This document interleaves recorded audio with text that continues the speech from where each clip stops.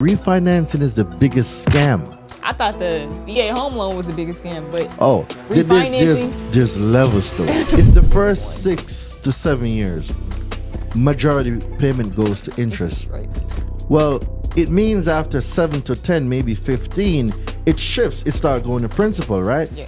Why do you think they're going to come back and tell you we're going to drop it 1 point below? So you're looking at that on the front end.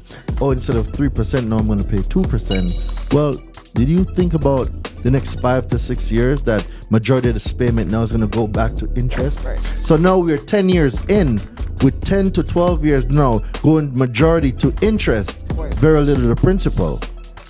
The principal barely shift. Basically, the homeowner wouldn't be able to pull out any equity in the None. home. They wouldn't be able to liquidate any of the money. Nope. And now they're left like still trying to pay off their house forever and not owning, not having any assets. That's the scam.